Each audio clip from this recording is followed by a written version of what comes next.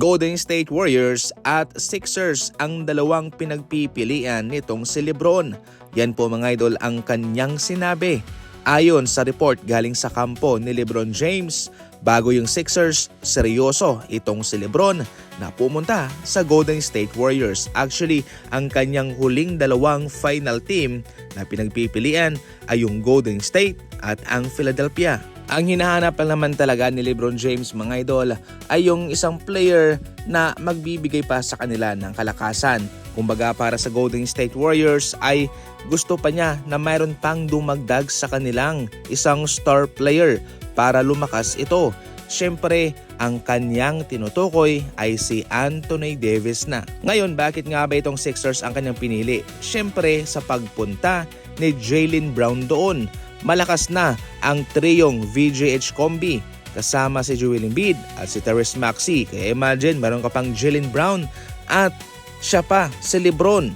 Kaya matik, lalakas yun. Yun lang talaga mga idol ang gustong makuha ni LeBron James. Kung sakaling meron pang nakuhang ibang star player, ang Golden State Warriors, malamang sa alamang, ang Warriors ang kanyang pipiliin. So yan po mga idol, ngayon alam nyo na dalawang team lang ang pinagpipilian ni LeBron, ang Warriors at ang 76ers. At heto na nga mga idol, kitang-kita na nga ang LeBron James effect sa kanilang presyohan sa ticket.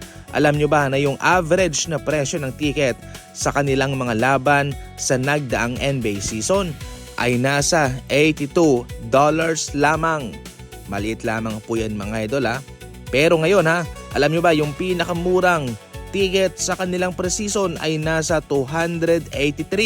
Imagine, pre-season pa lang yan at hindi regular season game. Kung sa atin po yan sa Philippine Peso ay nasa 16,000 pesos po yan. Siyempre, kakamutin mo yung ulo mo. Nagmahal yung ticket. Pero, ang kapalit naman yan ay makikita mo si LeBron James. Alam mismo ng Sixers na kahit na kanilang taasan yung presyo ay mayroon pa rin manunood dahil syempre si LeBron James yan. Kaya so far, eto na yung LeBron James effect para sa kanila. Samantalang magbe-benefit nga rin po mga idol ang Sixers sa napakalaking followers nitong si LeBron James. Sa kanyang Instagram, mayroon siyang nasa 154 million followers.